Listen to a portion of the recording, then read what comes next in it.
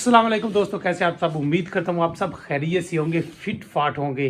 तो आज बारिश हो गई है। मैंने आपको पहले भी बताया था कि मौसम ख़राब होने वाला है, चंद दिन तक उन्होंने बताया हुआ है बारिशें होंगी। तो आज हल्की फुल्की हो गई है बारिश, ठंड थोड़ी सी बन गई है और इस वक्त रात के 8 बज रहे हैं और हम जाने लगे हैं करीबी कस्बा यानी शेरगढ़ में। वहाँ मेला लगता है। जी हाँ, और ये देखें मलक इमरान कितनी तगदो करके। यार क्या ढूंढ रहे हो?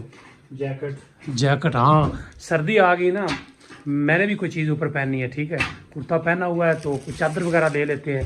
तो हम फौरी मेले के लिए निकलते हैं। मेला बड़ा ज़बरदस्त होता है। आपने कभी वो फिल्मों में, चूड़ियाँ फिल्म में आया करता था कि ये जमातें क्या होती हैं, ये शेरगढ़ में मेला क्या होता है, वही मेला आज आपको हम दिखाने जा रहे हैं। तो इससे पहले कि मज़ीद लेट हो, हम फौरी निकलते हैं। A few moments later. हमारा काम कैसे हो गया और सुनाओ तबीयत से। ओ नदीम, बाबा नदीम तैयारी है बड़ी यार, बड़ी तैयारी है कि चलो जनाब निकलिए आप। 2000 years later. हम जनाब पहुंच चुके हैं शेरगढ़। यहाँ से मेले की, इस मेन बाजार से मेले की एंट्री शुरू हो जाती है। हमारे दोस्त हमारे साथ ही मौजूद हैं। जनाब आइए।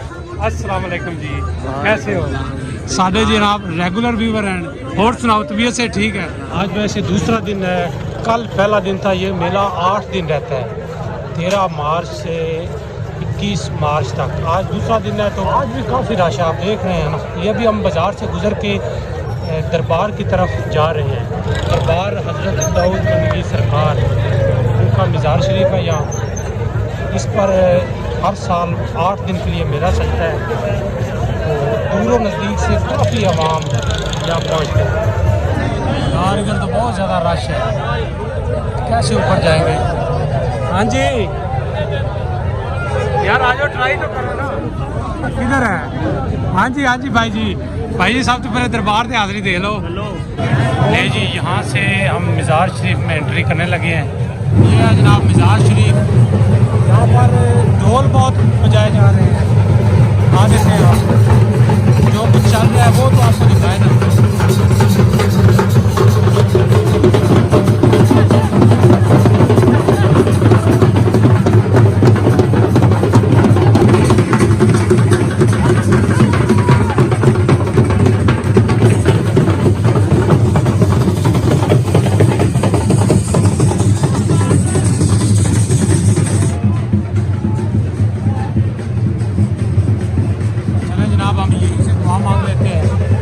जाना तो अब पॉसिबल नहीं है। मलक रजवान है और इश्क तैनू की पता की हुंदा, सिख बाबे कोलों सिख हैं है हुंदा है।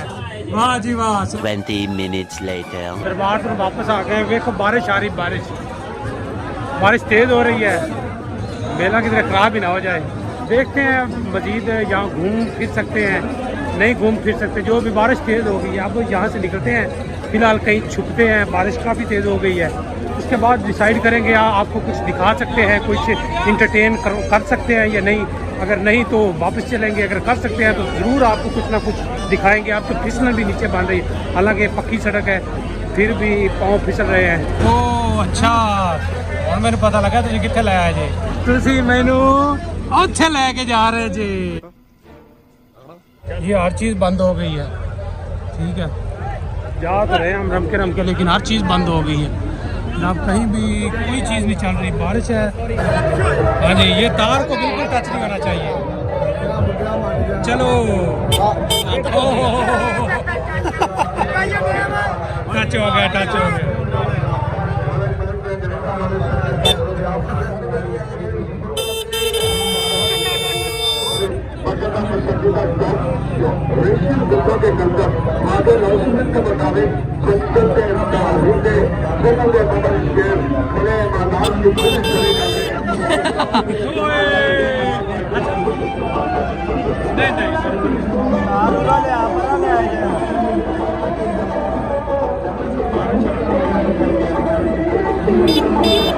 मलक इमरान चल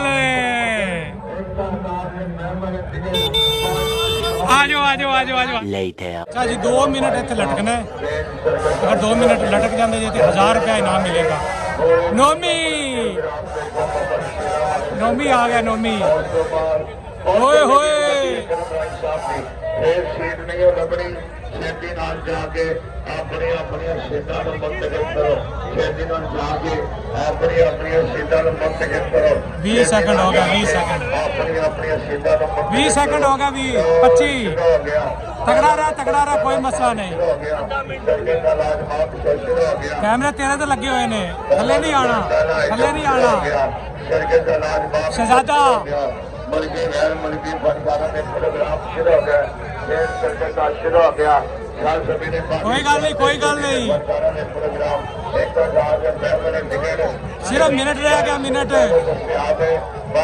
1 मिनट करो भाई साहब फंक्शन भी करो मेरा चंद मंगल शुरू हो गया जी खेल शुरू हो गया कोई गल नहीं सिर्फ मिनट रह गया सार रोक के मंजी ठोक के हाँ बस हाँ ना आगे हो जाओ फंक्शन करो भाई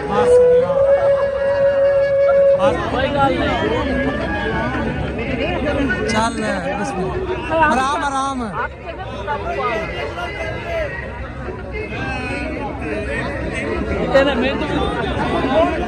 कोई गल नहीं अखा बंद कर बंद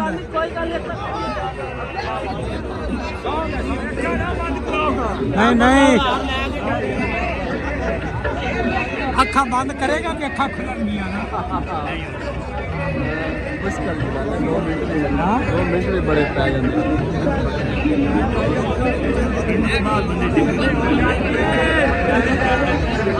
कोई गल नहीं इजी हो इजी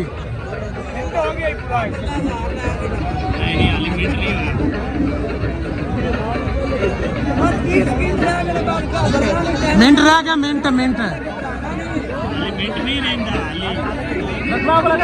है मिनट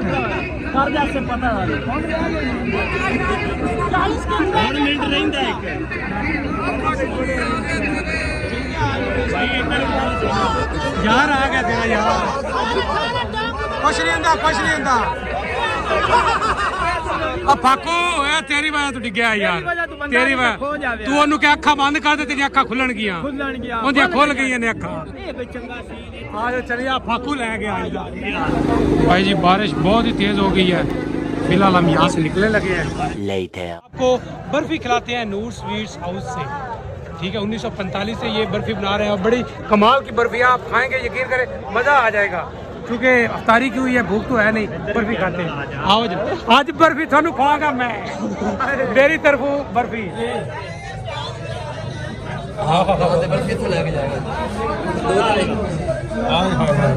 बर्फी आ गई जनाब थोड़े को नूर वालों की बर्फी आ गई बर्फी बड़ी मजे आए हाय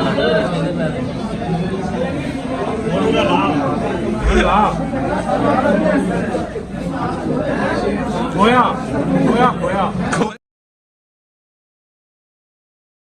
यार ज्यादा मीठा हो गया थोड़ा नमकीन ना हो जाए हाँ जी कितना बिल होया हजार बस मसला ही कोई नहीं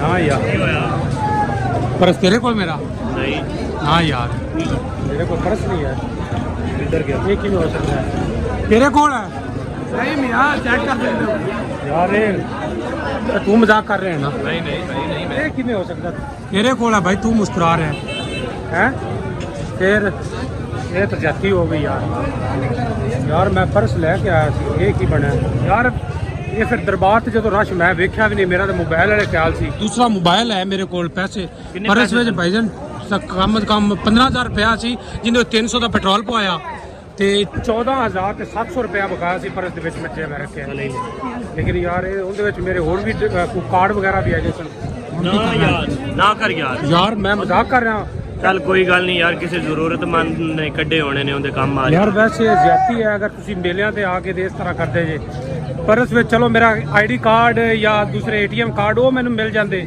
ਫਿਰ ਵੀ ਕੋਈ ਮਸਲਾ नहीं ਸੀ चले कोई गल नहीं कोई बात नहीं जनाब हो जाता है ऐसे भी ये फर्स्ट टाइम है ऐसा हुआ है Later. तो हम जनाब इस वक्त घर पहुंच चुके हैं रात के तकरीबन 12 बज गए हैं बारिश भी काफ़ी हुई थी आपको सारा मेला हम जिस तरह दिखाना चाहिए मेरा ख्याल है उस तरह दिखा नहीं सके दूसरा हमारा नुकसान भी हो गया, हमारा पर्स चोरी हो गया था जिसमें मेरे अहम कुछ कागजात थे, पैसे थे। और चलें, ये भी ज़िंदगी का हिस्सा है, ऐसा होता रहता है कभी ना कभी ये हादसा भी।